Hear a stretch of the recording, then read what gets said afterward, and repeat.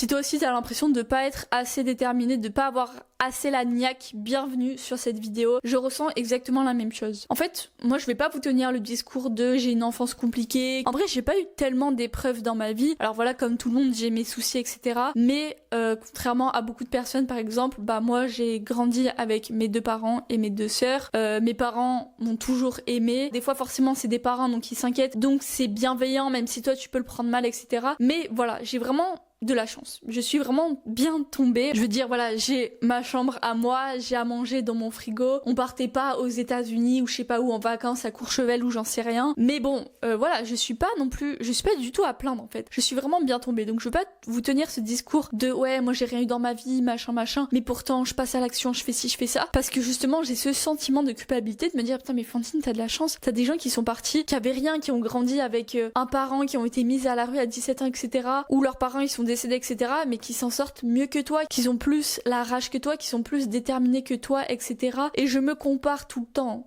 Vous le savez, je pense maintenant, si ça fait un petit moment que vous regardez mes vidéos, je suis folle, je vais sur TikTok, je me compare à tout le monde sans faire exprès, hein. Attention, c'est pas un truc consciemment, je me dis ah là je me compare à cette personne, t'es nulle, etc. Je me dis pas vraiment ça d'ailleurs, mais c'est plus des pensées inconscientes, des pensées inconscientes que je vais avoir dans la journée où justement je vais me dire, je sais pas si je fais une sieste par exemple, je vais grave culpabiliser, mais même c'est impossible que je fasse une sieste, vous voyez, parce que ça me rend mal, je me dis mais bouge ton cul en fait, bouge ton fiac, tu veux changer de vie, tu veux avoir ci, tu veux avoir ça, mais tu bouges pas tes fesses. Donc si vous vous reconnaissez un petit peu dans ce discours-là, bah restez sur cette vidéo parce que ça va peut-être vous aider. Déjà je me suis dit ok, ça j'en ai déjà parlé plein de fois, mais les réseaux sociaux et la vraie vie, ce sont 2 choses totalement opposées. Quelqu'un qui fait des vidéos de développement personnel, qui vend surtout quelque chose par rapport à ça, il ne va pas se montrer vulnérable. C'est logique, parce que les gens ont envie de devenir disciplinés comme lui, d'être motivés comme lui, etc. C'est l'image qui renvoie pour vendre son produit, son service, ou même des fois pour ne rien vendre. Mais c'est l'image qu'il veut renvoyer, et donc il va pas se montrer devant son canapé, sur Netflix, etc. parce que ça va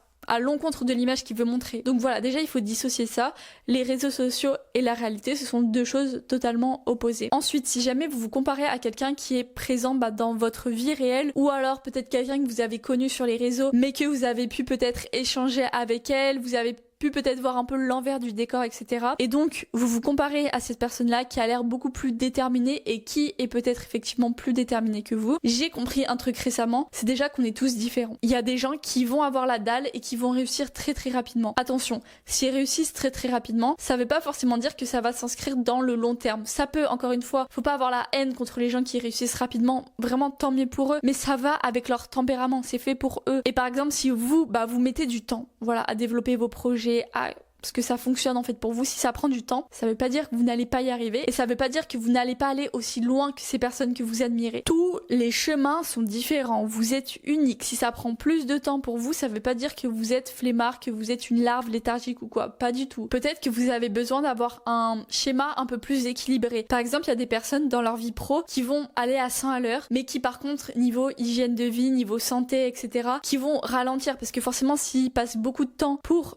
construire leur vie professionnelle, ils vont en passer moins dans leur vie personnelle. Et c'est très bien parce que voilà, moi je suis pour l'équilibre, pour le fait d'être un peu équilibré dans tous les domaines, mais forcément des fois tu peux être un peu plus investi dans ta vie professionnelle à certains moments de ta vie et des fois un peu moins dans ta vie personnelle. Le tout, c'est faut pas que tu sois tout le temps à 100% dans ta vie professionnelle et que tu sois à 20% dans ta vie perso. Enfin, faut pas que ce soit tout le temps comme ça, mais c'est normal, je pense des fois à des périodes de sa vie que ce soit pas totalement équilibré. Mais moi je me suis rendu compte que pour que je sois heureuse, j'avais quand même besoin d'avoir une bonne santé physique, donc d'aller au sport, donc de dépenser du temps et aussi de l'argent pour le sport. J'avais besoin aussi de voir ma famille. Alors je suis d'accord qu'il faut faire des concessions sur certaines choses. Si tu sors tous les soirs avec tes potes, etc., ça va être peut-être dur de construire quelque chose dans ta vie pro qui va être solide parce que c'est du temps aussi dépensé, on va dire. Mais je suis pas pour non plus s'isoler complètement, d'être dans sa chambre de 8h à 17h, de bosser à fond sur ses projets. Il y a certaines personnes que ça réussit très bien. Il y a certaines personnes,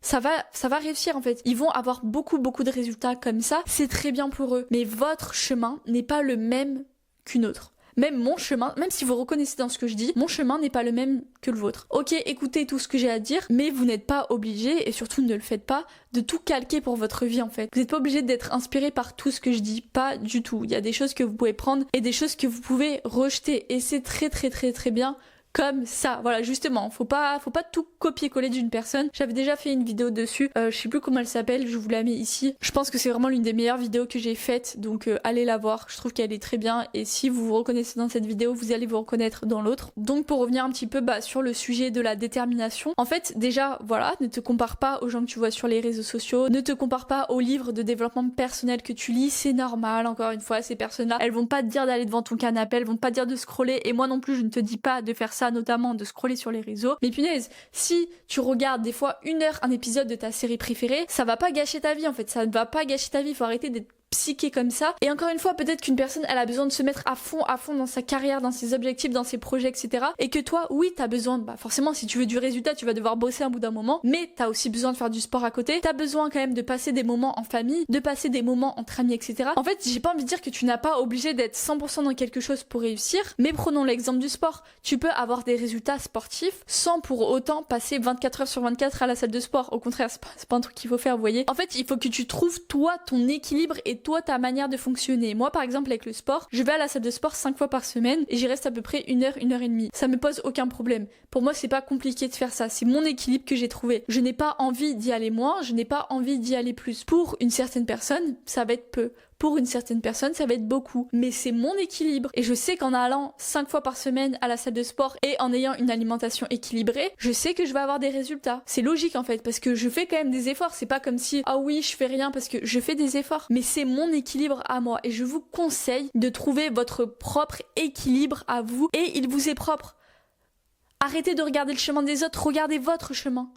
Regardez votre chemin, et votre chemin, il est unique. Oui, vous pouvez vous inspirer du parcours des autres, c'est très bien. Mais vous avez vos propres empreintes digitales, vous êtes unique, vous avez un chemin unique, c'est tout. Si vous adorez la façon de s'habiller d'une personne sur les réseaux, vous n'êtes pas obligé d'aimer la ville dans laquelle elle habite. Si vous adorez le sport que fait une personne, vous n'êtes pas obligé d'aimer son style vestimentaire. C'est tout. Vous avez votre propre chemin, vous avez vos propres goûts. Voilà, faites comme vous voulez. Tracez votre propre route. Ça peut être bien de vous inspirer des autres, mais ne copiez pas tout. Bref, si cette vidéo elle vous a plu, déjà je vous encourage vraiment à aller voir ma vidéo que j'ai faite sur la comparaison, à mettre un petit commentaire s'il y a des choses qui ont résonné en vous. Et voilà, sur ce, bonne journée.